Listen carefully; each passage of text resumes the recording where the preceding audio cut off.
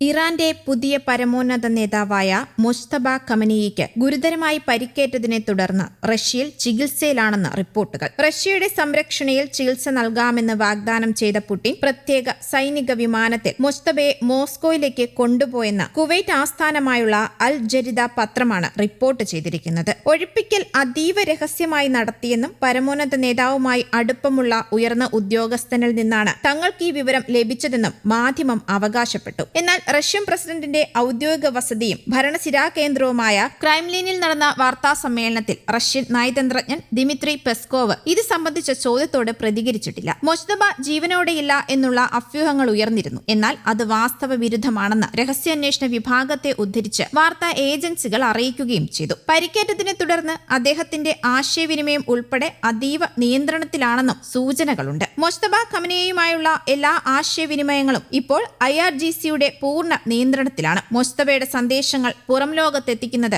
IRGC ഉദ്യോഗസ്ഥരാണെന്നും റിപ്പോർട്ടുകളുണ്ട്. നേരത്തെ Mojtaba ജീവനോടെയില്ല എന്നാണ് ലഭിച്ചിരുന്ന വിവരമെന്ന് US പ്രസിഡന്റ് ഡൊണാൾഡ് ട്രംപ് പറഞ്ഞിരുന്നു. മുജ്തബയുടെ ആരോഗ്യനിലയെക്കുറിച്ച് US പലപ്പോഴായി പ്രസ്താവന നടത്തിയിട്ടുമുണ്ട്. ആദ്യം ഗുരുതരമായി പരിക്കേറ്റ് ശരീരത്തിന്റെ രൂപം തന്നെ മാറിപ്പോയെന്നവരെ US ആരോപിച്ചിരുന്നു. USഉം ഇസ്രയേലും സംയുക്തമായി നടത്തിയ ആക്രമണത്തിൽ പരമോന്നത നേതാവായിരുന്ന ആയത്തുള്ള അലി ഖമനേയി കൊല്ലപ്പെട്ടിരുന്നു. ഈ ആക്രമണത്തിലാണ് മുജ്തബയ്ക്കും പരിക്കേറ്റതെന്നാണ് റിപ്പോർട്ടുകൾ പറയുന്നത്. ആക്രമണത്തിൽ അദ്ദേഹത്തിന്റെ മകനും ഭാര്യയും കൊല്ലപ്പെട്ടിരുന്നു. അലി ഖമനേയിക്ക് പിന്നാലെ മുജ്തബയെ പരമോന്നത നേതാവായി ഇറാൻ അവരോധിച്ചിരുന്നു. എന്നാൽ സ്ഥാനാരോഹണത്തിന് ശേഷം ഇദ്ദേഹത്തിന്റെ ചിത്രങ്ങളോ വീഡിയോകളോ പുറത്തു വന്നിരുന്നില്ല. പകരം എഴുതി തയ്യാറാക്കിയ പ്രസ്താവനയാണ് പുറത്തു വന്നത്. ഇതോടെ മുജ്തബ ജീവനോടെയില്ല എന്നുള്ള അഭ്യൂഹങ്ങൾ ഉയരുകയായിരുന്നു. ഇറാനെതിരെയുള്ള യുദ്ധത്തിനിടയിലും ഇറാൻ ജനതയ്ക്ക് പുതുവത്സര ആശംസ നേർന്ന് ഇസ്രയേൽ പ്രധാനമന്ത്രി ബെഞ്ചമിൻ നെതന്യാഹു രംഗത്ത് വന്നതും ചർച്ചയായി. ഇറാനിയൻ പുതുവർഷമായ നൗറൂസ് പ്രമാണിച്ചാണ് തിങ്കളാഴ്ച നെതന്യാഹു ഇറാൻ ജനതയ്ക്ക് വീഡിയോയിലൂടെ ആശംസ അറിയിച്ചത്.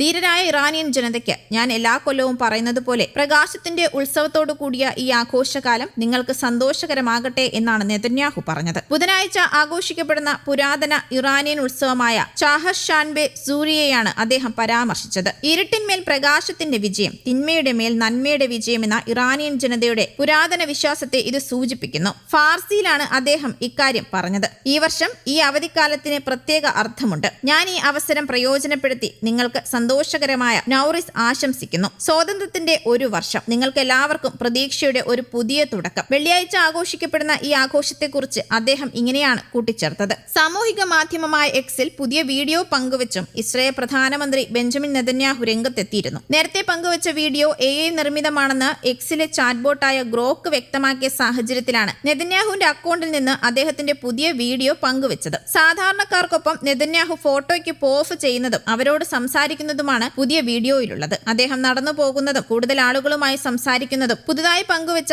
വീഡിയോയിലുണ്ട്. ഇറാൻ ഇസ്രയേൽ യുദ്ധം രൂക്ഷമായി തുടരുന്നതിനിടെയാണ് ബെഞ്ചമിൻ നെതന്യാഹു കൊല്ലപ്പെട്ടെന്ന അഭ്യൂഹങ്ങളും സാമൂഹിക മാധ്യമങ്ങളിലടക്കം ശക്തമായി ഉയർന്നത്. News desk, Kerala Kaumudi.